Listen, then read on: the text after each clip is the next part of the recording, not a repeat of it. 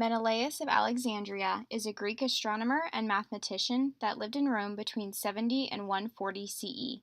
He wrote Spherica in 3 books, but only one of the books survives. The first book defines the spherical triangle, which is one of his major contributions to mathematics. He is also mentioned in Ptolemy's writing, but not much else is known about him. Menelaus's theorem states that given any line that transverses or crosses the 3 sides of a triangle, not a vertex of the triangle, the sides will be divided into 6 segments, and the product of the ratios of those segments will equal 1. Before we get into the actual proof, there's some background that we have to cover. For this proof specifically, we're going to go over similarity. Similarity basically states that 2 triangles are similar if they have the same shape but are of different sizes. Some of the criteria for similarity include angle-angle, side-side-side, and side-angle-side. If all 3 corresponding angles are the same, then the 2 triangles are also similar. Angle-angle criteria states that if 2 triangles have 2 equal corresponding angles, then they are similar. That is because the sum of the angles of a triangle will always add up to 180. So, if 2 triangles have 2 equal corresponding angles, then the third angle has no other choice than to also be equal, thus making the 2 triangles similar. Side angle side criteria states that 2 triangles are similar if 2 of the corresponding sides are proportional and the angle between them is equal. Side criteria states that triangles are similar if the corresponding sides of the triangle are all proportional. In this proof, we also use the idea of vertical angles. Basically, all it is if 2 lines intersect one another, the opposite angles are going to be equal. Alright, now we're going to move on to the proof of Menelaus' theorem. So the first thing I'm going to do is draw a diagram of it. So if we have a triangle, this is going to be triangle ABC. So this will be point vertex A, vertex B, vertex C. If we draw a line through this, and the first thing I'm actually going to have to do is extend line AC out of it. So if we draw a line through this so that it hits each side and not hitting a vertex, that would look something like this. Now, what I'm going to do is I'm going to label these points, and just this is vertex A. Alright, so I'm going to label the points where this line intersects the 3 sides. So this point where the line hits AB, I'm going to call H. The point where the line hits BC, I'm going to call G.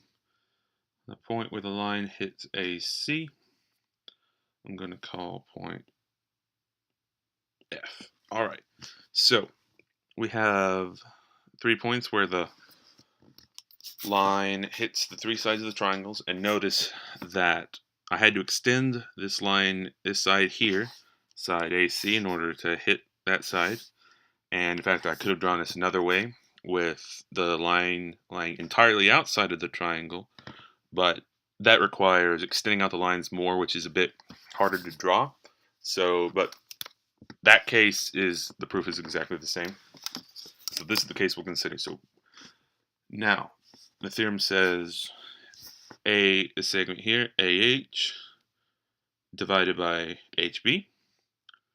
That, do AH divided by HB, that ratio, multiply it by the ratio BG over GC, times the ratio of CF here over FA, which is this longer segment here.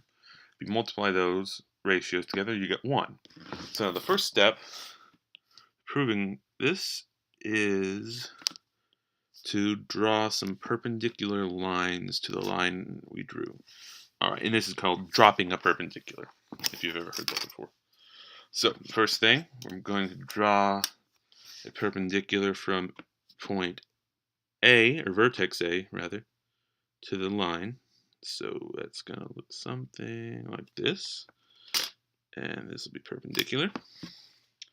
Then I'm going to draw this, where is it? This perpendicular from vertex B. This will also be perpendicular, or rather 90 degrees. And then the last one from vertex C, we have this. All right, this will also be perpendicular. All right, now I'm going to call this point here point S. I'm going to call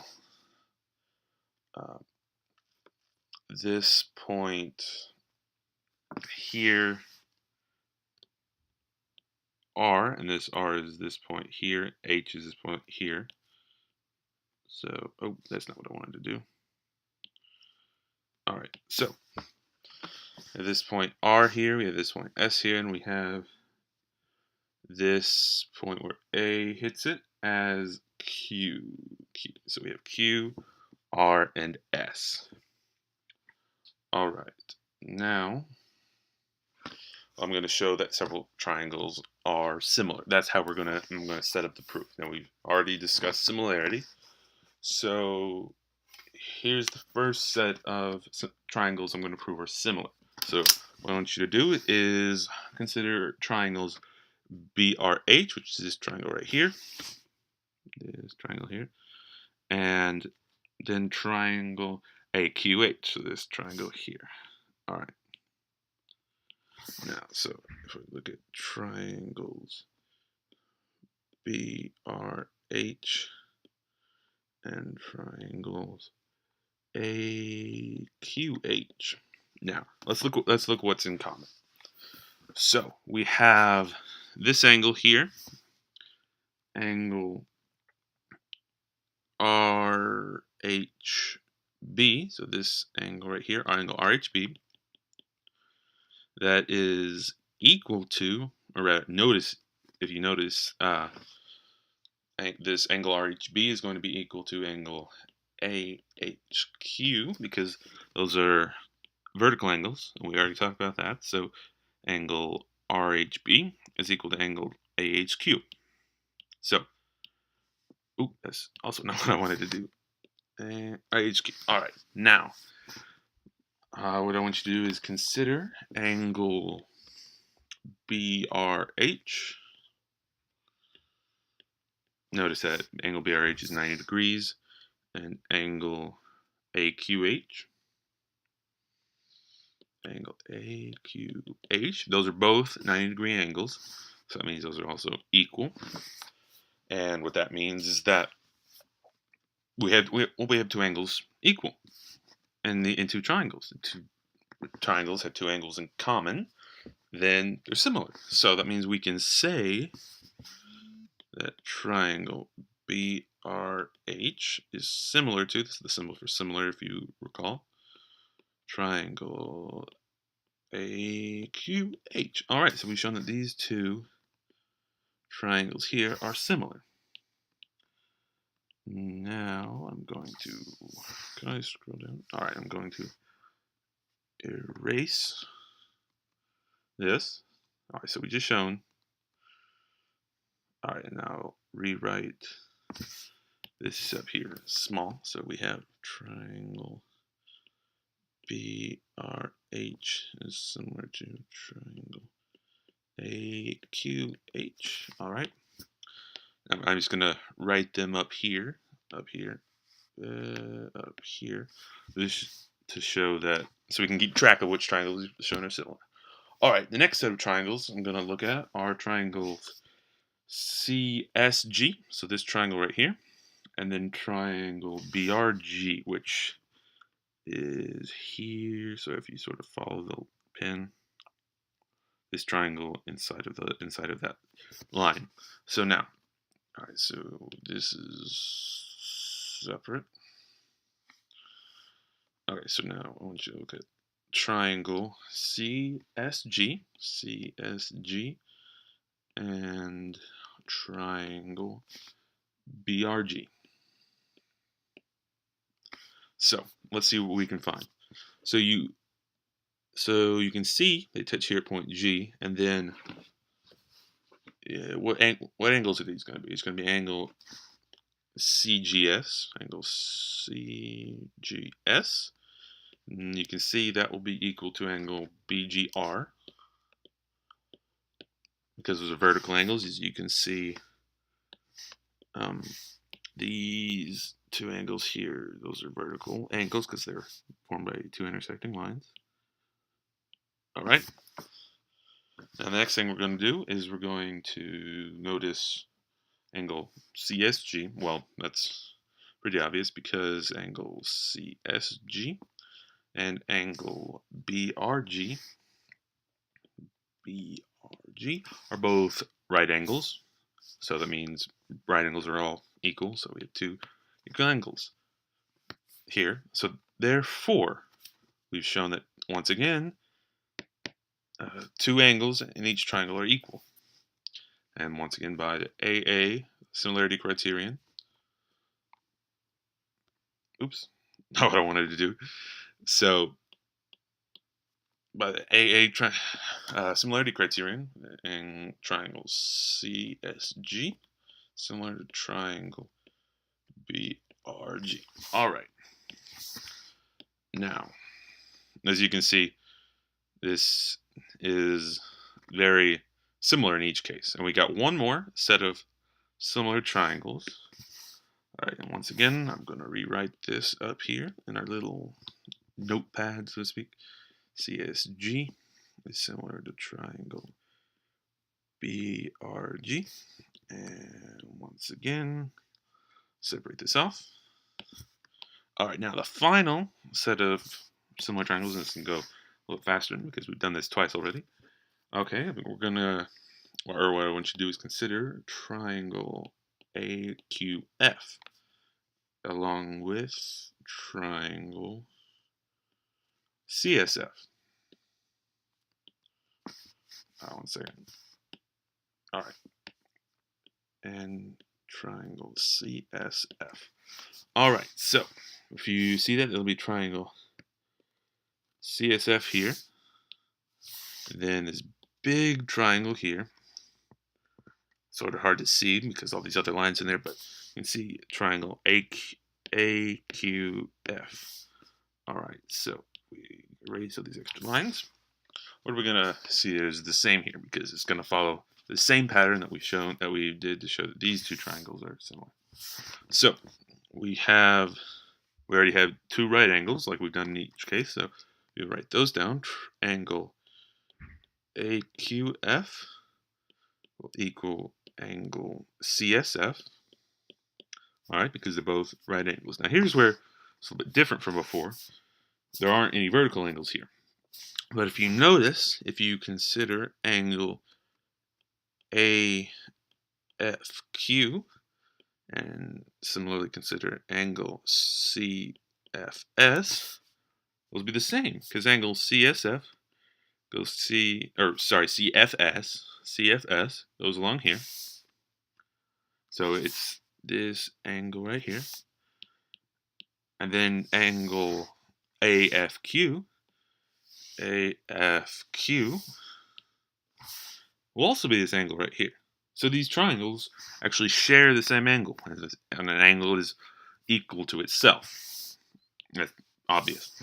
So we have two angles in common. One angle, in fact, shared, but makes no matter to geometry. So we have two angles equal. Once again, like we've shown, triangle AQF will be similar to triangle CSF. And I have to erase this. We're going to have, and that, write this up here. Well, we're going to have three sets of similar triangles within this diagram. So this would triangle AQF be similar to triangle CSF. Now, the last thing I want to do before we switch over to show the algebra part of this proof is I'm just going to assign a couple letters. So I'll get rid of some of these. Just remember that these angles are 90 degrees. In fact, let's just go ahead and make that, just lay those in there, but just make them a little smaller. All right, so first thing I want to do is I want to assign these different values. So length of AQ, so AQ, this line segment here, I'm going to give that length, so the length of that, I'm going to say that is equal to, what is it, T. All right, so T. And then, what's the next one? So this comes from vertex A, so we come over here to vertex B, the perpendicular from vertex B, so it'd be BR. It's going to be side length U. Unfortunately, in mathematics, we liked letters U and V, and similarly, unfortunately, U and V look quite similar. So I'm going to do my best to make these look different. So BR will be U, and then finally CS here. CS will be V. So I hope these look distinct enough. This is U, and this is V. All right. So with all this in mind, I'll write this on the diagram V. Now we're going to switch, and next thing will be shown is the algebra of this involving involving these three values and these three sets of similar triangles to prove Menelaus' theorem once and for all. Or rather, we're going to show what we originally stated, and then afterwards I'm going to give a little bit more information about something cool you can do to extend this out a little bit. Alright. Now that we have proven that the triangles in our problem are similar, let's take a look at how to create side ratios for general triangles. So, if you look at triangle 1 and triangle 2, we're going to assume that they are already proven to be similar. This means that the ratios of their corresponding sides are going to be equal. Now, in triangle 1, side AB over side BC is going to be equal to the ratio of the corresponding sides of triangle 2. Side AB connects the red angle and the green angle in triangle 1. In triangle 2, the red angle and the green angle are connected by side ED. BC in triangle 1 connects the blue angle and the green angle. The blue angle and the green angle in triangle 2 are connected by DF. Now, in triangle 1, AC connects the blue angle and the red angle. In triangle 2, the blue angle and the red angle are connected by side EF. And that is how we obtain these side ratios for similar triangles. Now that we've explored how to find the side ratios for generally similar triangles, let's try to apply those concepts to the triangles that we have in our problem. So let's look at the first set of similar triangles. We have triangle BRH is similar to triangle AQH. So let's label the corresponding angles. We know AHQ and RHB are going to be corresponding because of the vertical angle property. We know that BRH is going to be equal to AQH. And you can just read that from the way that it's written in the similar triangles. And then the third angle is going to have no other option but to be equal. So angle QAH is going to be corresponding to RBH. So let's write the ratios for those. The yellow angle and the orange angle are connected by R and H. And let's label these triangle 1 and triangle 2. So in triangle 1, the yellow angle and the orange angle are connected by R and H. In triangle 2, the yellow angle and the orange angle are connected by H and Q. In triangle 1, the purple angle and the orange angle are connected by B and H. In triangle 2, the purple angle and the orange angle are connected by A and H. So RH was from triangle 1, so BH needs to be on the top of this ratio over AH. Okay, our last set of angles is going to be yellow and purple. So in triangle 1, the yellow angle and the purple angle are connected by R and B. In triangle 2, the yellow angle and purple angle are connected by A and Q. Okay, so we have these side ratios, and if you notice, side RB is nothing but U, as we previously labeled it, and side AQ is nothing but T, as we previously labeled it. So these are going to correspond that.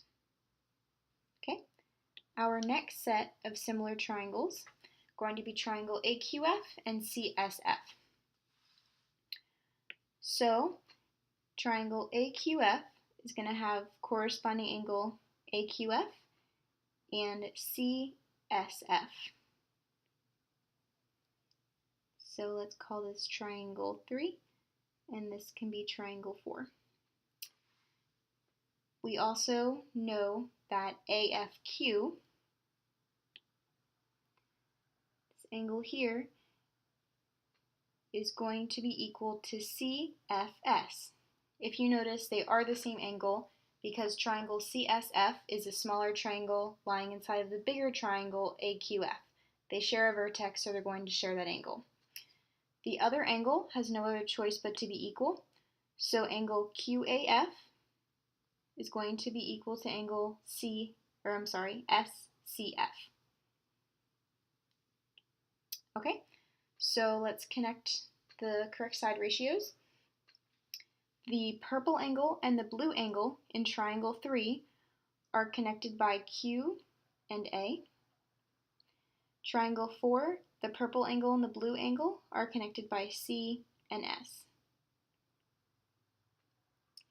The blue angle and the green angle in triangle 3 are connected by A and F.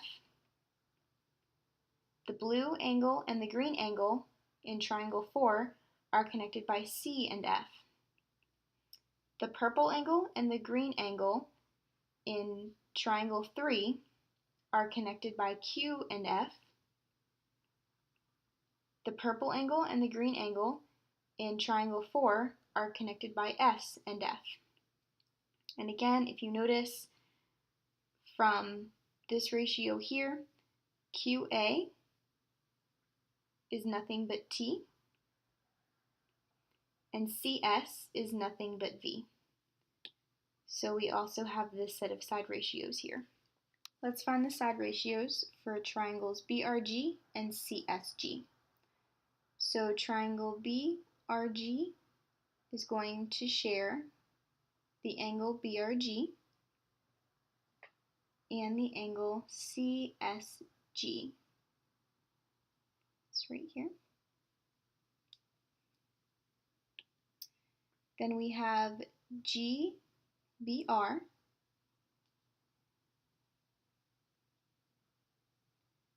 this angle here, GBR, is going to be GCS.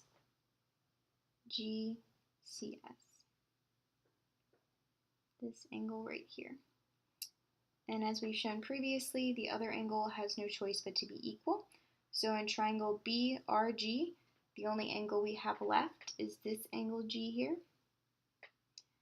And in triangle CGS, we have the vertical angle being equal there. So the side ratios for those If you look at triangle BRG, please pay attention to the blue line this time. I know the yellow line's already there, but that's from a different side ratio we created. So BRG is the blue angle. The blue angle and the green angle are connected by sides B and R. We'll call this triangle 5. This will be triangle 6. So in triangle 5, B and R are connected by the blue angle and the green angle.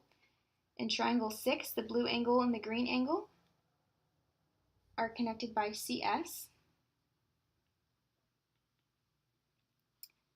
The blue angle and the purple angle in triangle 5 are connected by R and G. And the blue angle and the purple angle in triangle 6 are connected by G and S. The green angle and the purple angle in triangle 5 are connected by B and G. And the green angle and the purple angle in triangle 6 are connected by C and G. And again, if you notice, CS is nothing but V, and BR is nothing but U. So we have also created these ratios. Now that we have the ratios and we know exactly what we're trying to prove, we're going to try to manipulate these ratios to make them fit into our proof and get our desired answer. So the first thing that we want to focus on is this AH over BH. That is going to be coming from the similar triangles BRH and AQH. Now we know with ratios that we can flip them. So right now we have BH over AH being equal to U over T. We can flip both of those ratios and say that AH over BH is equal to T over U.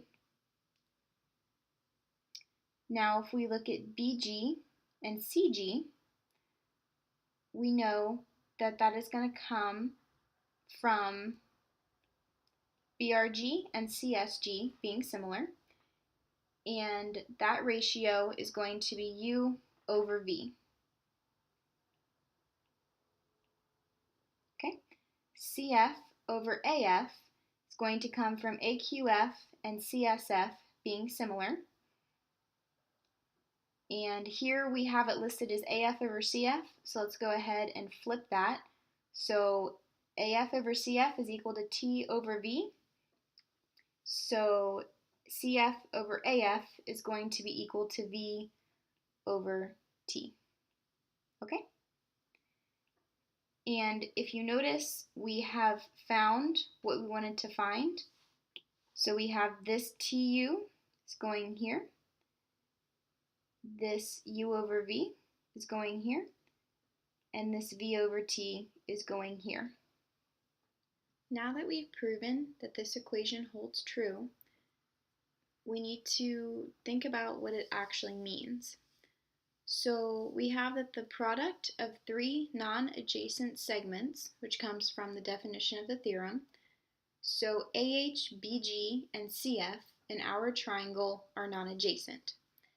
BH, CG, and AF in our triangles are also not adjacent. We see that the product of AH, BG, and CF is going to be equal to the product of BH, CG, and AF. This is what makes the whole entire ratio equal to 1. We can look at this ratio from an algebraic perspective and also determine what it means. So if I'm going to be multiplying these ratios together, we're going to have AH times BG times CF, because remember when you're multiplying fractions, you just multiply across the top and then across the bottom. On the bottom, we're going to have BH times GC or CG, whichever you prefer, and AF.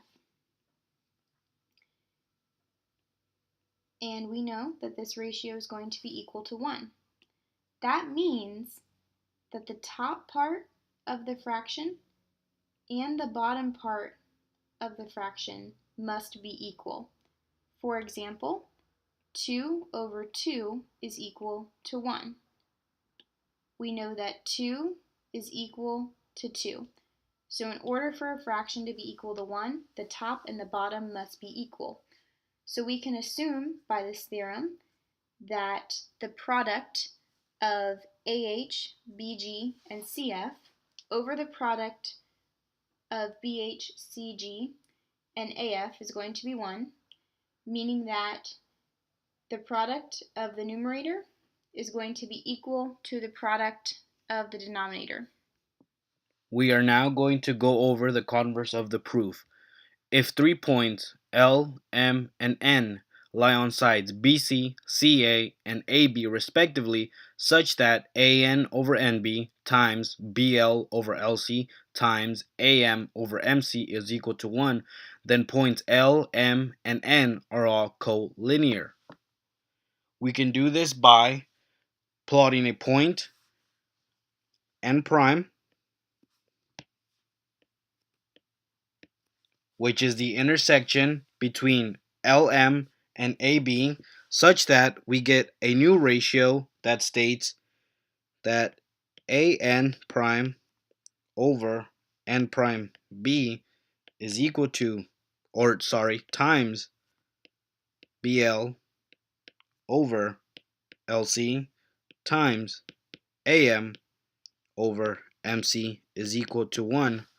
From here we notice, from our original ratio up here, that AN prime over N prime B is the same as AN over NB, giving us that N prime is simply equal to N, making it so that L, M, and N are all collinear.